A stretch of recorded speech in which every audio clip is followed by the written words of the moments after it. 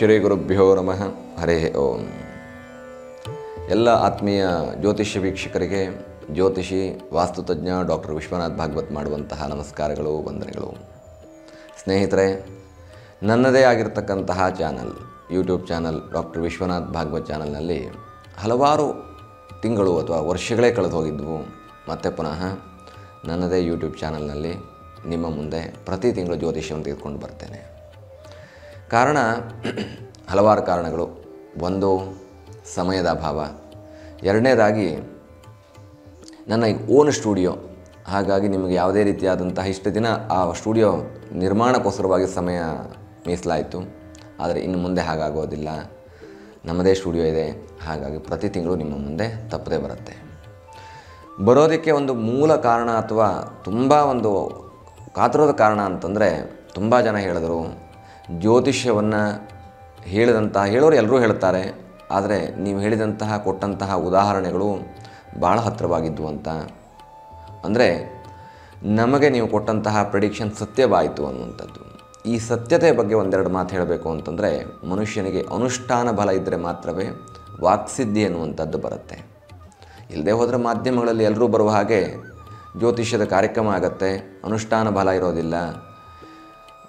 ಕೊಟ್ಟಂತಹ ಯಾವುದೇ ಪ್ರಿಡಿಕ್ಷನ್ಗಳು ಕೂಡ ನಮ್ಮಲ್ಲೆಲ್ಲೋ ನಡೆಯೋದಿಲ್ಲ, ಯಾವುದೋ ಬೇರೆ ದೇಶದಲ್ಲೋ ಬೇರೆ ಜಗತ್ತಿನಲ್ಲೋ ನಡೆಯುತ್ತೆ. ವಾಸ್ತವತೆ ಹತ್ತಿರವಾಗಿರೋದಿಲ್ಲ. ಹಾಗಾಗಿ ತುಂಬ ಜನ ಮೆಸೇಜ್ ಮಾಡಿದ್ದೀರಿ, ಕಮೆಂಟ್ ಮಾಡಿದ್ದೀರಿ.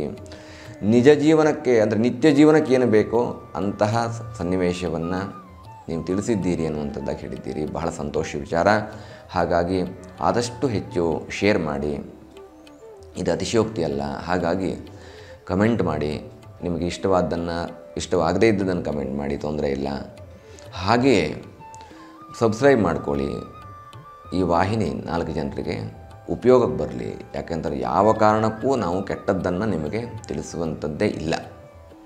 ಹಾಗಾಗಿ ಮತ್ತೊಮ್ಮೆ ಮಗದೊಮ್ಮೆ ತಮ್ಮೆಲ್ಲರಿಗೂ ಜ್ಯೋತಿಷ್ಯ ಕಾರ್ಯಕ್ರಮಕ್ಕೆ ಸ್ವಾಗತವನ್ನು ಕೋರ್ತಾ ಈಗ ಜೂನ್ ತಿಂಗಳಿನ ಮಾಸ ಭವಿಷ್ಯವನ್ನು ನೋಡೋಣ.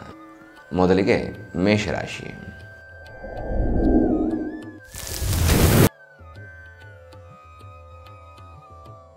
ನೋಡಿ, ಮೇಷರಾಶಿಯ ಗ್ರಹಸ್ಥಿತಿಗಳು ಈ ರೀತಿಯಾಗಿದ್ದಾವೆ.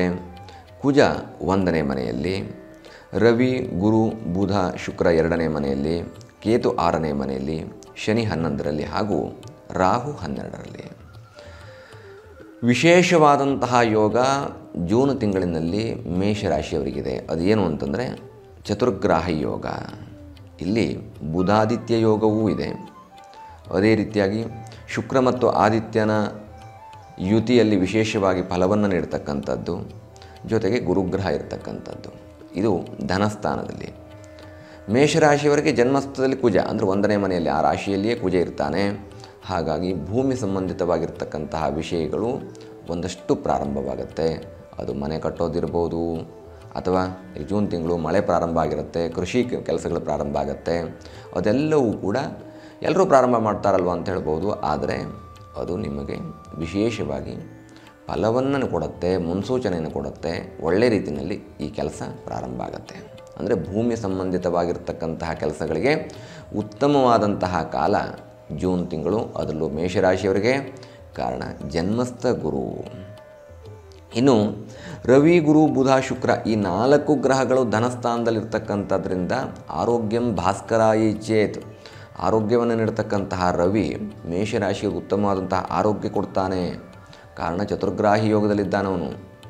ಹಾಗಾಗಿ ಎಷ್ಟೋ ವರ್ಷಗಳಿಂದ ತೊಂದರೆ ಪಡ್ತಾ ಇರತಕ್ಕಂತಹ ಆರೋಗ್ಯ ಸಮಸ್ಯೆಗೆ ಈಗ ಮುಕ್ತಿ ಅನ್ನುವ ಹಾಗೆ, ಅಥವಾ ಆ ನೋವು ಈಗ ಕಾಣಿಸ್ಕೊಳ್ಳೋದಿಲ್ಲ, ಆ ತೊಂದರೆ ಕಾಣಿಸ್ಕೊಳ್ಳೋದಿಲ್ಲ. ಸ್ವಲ್ಪ ಆರಾಮಾಗಿದ್ದೇನೆ, ಓಡಾಡ್ಕೊಂಡಿದ್ದೇನೆ, ಏನೂ ತೊಂದರೆ ಇಲ್ಲ ಅನ್ನೋ ಮಟ್ಟಕ್ಕೆ ಮೇಷರಾಶಿಯವ್ರು ಬರ್ತೀರಿ. ಗುರು, ಬುಧ, ಶುಕ್ರ. ಗುರುಬಲ ತುಂಬ ಚೆನ್ನಾಗಿರುತ್ತೆ. ವಿದ್ಯಾರ್ಥಿಗಳು, ಅದರಲ್ಲೂ ಹೊಸ ಉದ್ಯೋಗ ಹುಡುಕ್ತಕ್ಕಂಥವ್ರು ಅಥವಾ ಹೊಸ ಕೆಲಸ ಕಾರ್ಯಗಳಿಗೆ, ಹೊಸ ಕ್ಷೇತ್ರಗಳಿಗೆ ಹೋಗ್ತಕ್ಕಂಥವ್ರಿಗೆ ಗುರುಬಲ ತುಂಬ ಚೆನ್ನಾಗಿದೆ. ಧನಸ್ಥಾನದಲ್ಲಿ ಗುರು. ಹಾಗಾಗಿ ನೀವು ಅಂದ್ಕೊಂಡಂತಹ ಕೆಲಸ ಕಾರ್ಯಗಳು ತುಂಬ ಯಶಸ್ವಿಯಾಗಿ ಸಾಂಗವಾಗಿ ನೆರವೇರುತ್ತೆ.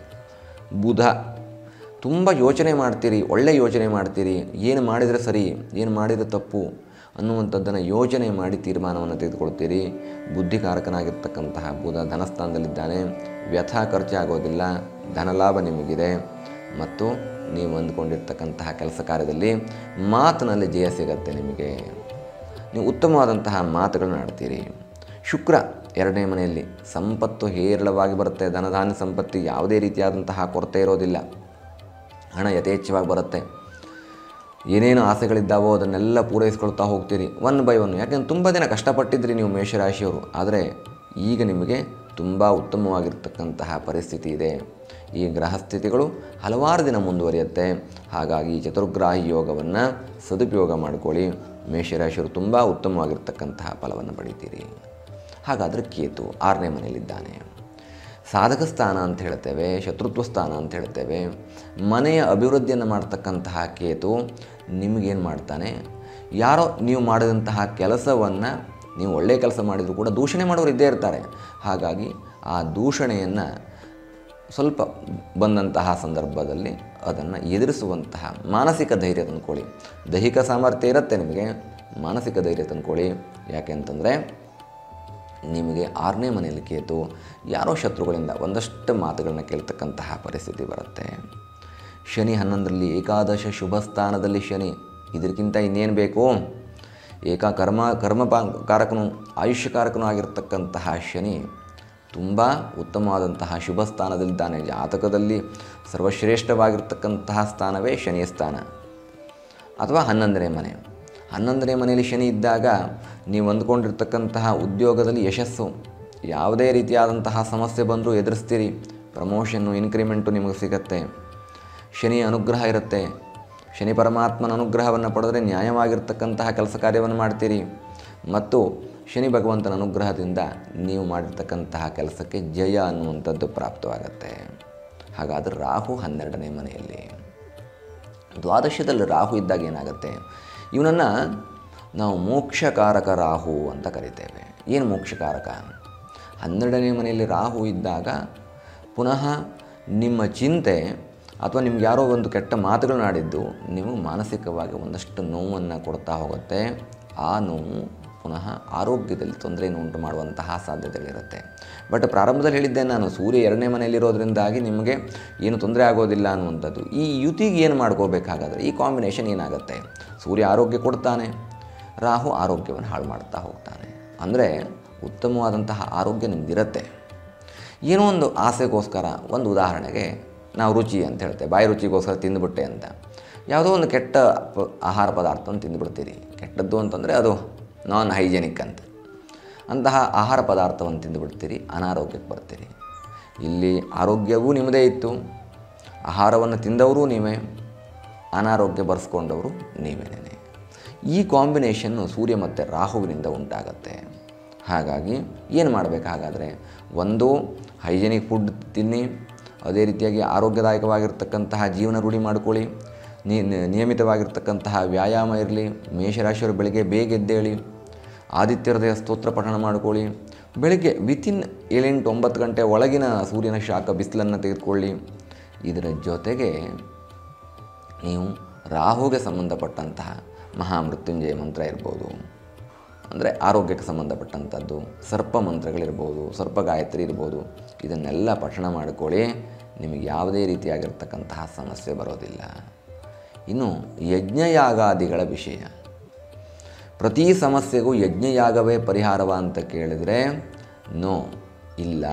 ಕಾರಣ ಏನು ಅಂತಂದರೆ, ಪ್ರತಿಯೊಂದಕ್ಕೂ ನಮ್ಮಲ್ಲಿ ನಮ್ಮ ಆತ್ಮಶಕ್ತಿಯನ್ನು ಜಾಗೃತ ಮಾಡಿಕೊಳ್ತಾ, ನಮ್ಮ ದೈವೀ ಶಕ್ತಿಯನ್ನು ವಿಶೇಷವಾಗಿ ಹೆಚ್ಚು ಮಾಡಿಕೊಳ್ತಾ ಯಂತ್ರಗಳ ಆರಾಧನೆ, ಮಂತ್ರಗಳ ಆರಾಧನೆ, ಧ್ಯಾನ, ತಪಸ್ಸಿನಿಂದ ಎಲ್ಲ ಸಮಸ್ಯೆಗಳನ್ನು ಪರಿಹಾರ ಮಾಡ್ಕೋಬೋದು. ಯಾವ ಕಾರಣಕ್ಕೂ ಕೂಡ ಯಜ್ಞಯಾಗವೇ ಪರಿಹಾರ ಅಲ್ಲ. ದೊಡ್ಡ ದೊಡ್ಡ ಪೂಜೆಗಳನ್ನ ಮಾಡಿಸ್ತಕ್ಕಂಥದ್ದೇ ಪರಿಹಾರ ಅಲ್ಲ. ನೆನಪಿಟ್ಕೊಳ್ಳಿ, ದೊಡ್ಡ ದೇಹ ಇದೆ, ಮೈ ತುಂಬ ಒಡವೆ ಹಾಕ್ಕೊಂಡು ಬರ್ತಾರೆ, ದೊಡ್ಡ ದೊಡ್ಡ ವಾಹನದಲ್ಲಿ ಬರ್ತಾರೆ ಅಂದ ತಕ್ಷಣ ಅವ್ರು ಹೇಳಿದ ಜ್ಯೋತಿಷ್ಯ ಸತ್ಯ ಆಗಬೇಕು ಅನ್ನುವಂಥದ್ದು ಎಲ್ಲೂ ಇಲ್ಲ. ಅನುಷ್ಠಾನಕ್ಕೆ ಪುರ್ಸೊತ್ತೇ ಇಲ್ಲ ಅವರಿಗೆಲ್ಲವೇ. ಅನುಷ್ಠಾನ ಬಲ ಬೇಕು. ಲೌಕಿಕವಾದಂತಹ ಜೀವನದಲ್ಲಿ ಮುಳುಗೋಗಿರ್ತಾರೆ. ಅಂದರೆ ವಾಹನ, ಮನೆ, ಮತ್ತೊಂದು, ಹೀಗೆ ಮನುಷ್ಯ ಲೌಕಿಕ ಜೀವನದಲ್ಲಿ ಮುಳುಗೋಗಿರ್ತಾನೆ. ಶಿಖೆ ಬಿಡುವಷ್ಟು ಸಮಯ ಇಲ್ಲ, ಅಥವಾ ಈ ನಾವೇನು ಗಡ್ಡ ಅಂತ ಹೇಳ್ತೇವೆ, ದಾಡಿ ಅಂತ ಹೇಳ್ತೇವೆ, ಜಟೆ ಅಂತ ಹೇಳ್ತೇವೆ, ಇದನ್ನೆಲ್ಲ ಬಿಟ್ಟರೆ ನಮ್ಮ ಲೌಕಿಕ ಆಕರ್ಷಣೆಗೆ ಅಥವಾ ಲೌಕಿಕ ಜೀವನಕ್ಕೆ ತೊಂದರೆ ಆಗ್ಬಿಡುತ್ತೆ ಅನ್ನುವಂತಹ ಕಾರಣಕ್ಕೂ ಇದ್ದವರು ಇದ್ದಾರೆ. ಎಲ್ಲರನ್ನೂ ದೂಷಣೆ ಮಾಡ್ತಾ ಇಲ್ಲ ನಾನು, ಕೆಲವೊಬ್ಬರನ್ನು ಹೇಳಬೇಕು ಅಂತ ಅನ್ನಿಸ್ತು ಹೇಳಿದೆ. ಇದನ್ನು ನೋಡಿ ಎಷ್ಟು ಜನ ದೂಷಣೆ ಮಾಡ್ತಾರೋ ಗೊತ್ತಿಲ್ಲ. ಆದರೆ ಮನುಷ್ಯನಿಗೆ ಆಧ್ಯಾತ್ಮದ ಅರಿವಿರಬೇಕು, ಅನುಷ್ಠಾನ ಬಲ ಇರಬೇಕು. ಆವಾಗ ಮಾತ್ರವೇ ಮಾಡುವಂತಹ ಜೀವನ ಅಥವಾ ಹೇಳುವಂತಹ ಭವಿಷ್ಯ ಅಥವಾ ನೀವು ನುಡಿದಂತಹ ಮಾತುಗಳೆಲ್ಲವೂ ಕೂಡ ಸತ್ಯವಾಗತ್ತೆ. ಹಾಗಾಗಿ ವೀಕ್ಷಕರೇ ನೆನಪಿಟ್ಕೊಳ್ಳಿ ಸ್ನೇಹಿತರೆ, ಯಾರು ನಿಸ್ವಾರ್ಥ ಮನೋಭಾವನೆಯಿಂದ ನಿಷ್ಕಾಮನೆಯಿಂದ ಭಗವಂತನಲ್ಲಿ ಮೊರೆಯನ್ನು ಹೋಗ್ತಾರೋ, ಭಗವಂತನಲ್ಲಿ ತನ್ನ ಆಧ್ಯಾತ್ಮವನ್ನು ಅಡಕವಾಗಿಡ್ತಾರೋ ಅಂಥವರಿಗೆ ಯಶಸ್ಸು ಕಟ್ಟಿಟ್ಟ ಬುದ್ಧಿ.